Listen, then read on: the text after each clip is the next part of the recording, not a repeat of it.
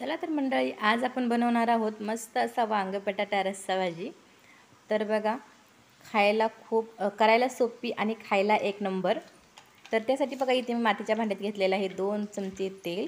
त्याच्यामध्ये घालायचं आहे एक छोटा चमचा जिरे, छोटा चमचा मोहरी, थोडीशी कढीपत्त्याची पानं घालायची।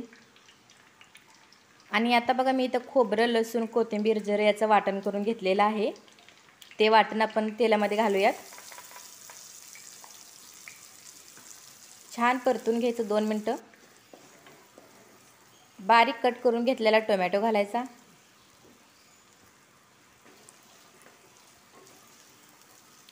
टोमॅटो सुद्धा छान तेलामध्ये परतून घेऊयात। टोमॅटो मसाले छान परतले की आता घालायचे चवीनुसार मीठ, थोडीशी हळद,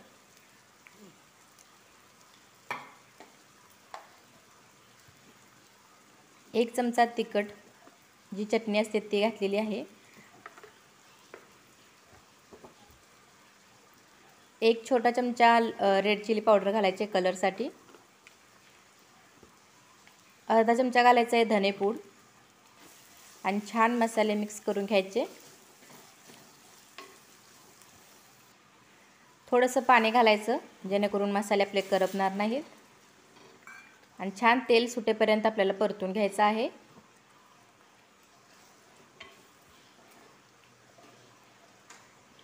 आता घालायचं आहे असं बघा, एक बटाटा मी उभा कट करून घेतलेला आहे आणि 3 वांगी घेतलेले आहेत अशा प्रकारे कट करून ती घालायची आहेत। वांग आणि बटाटा छान तेलामध्ये मिक्स करून घेऊयात।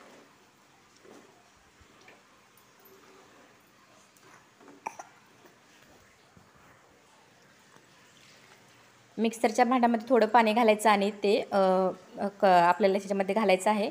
लागेल तेवढं पाणी घालायचं, तुम्हाला जसं घट्ट पातळ हवं असेल तसं। आता इथे मी पाणी घालून घेतलेलं आहे। घालायचं आहे शेंगदाण्याचे कूट 1 चमचा,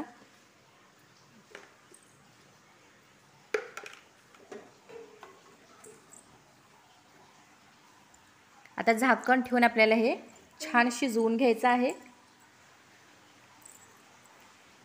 बघू शकता आपलं वांग बटाटा रस्सा भाजी रेडी आहे।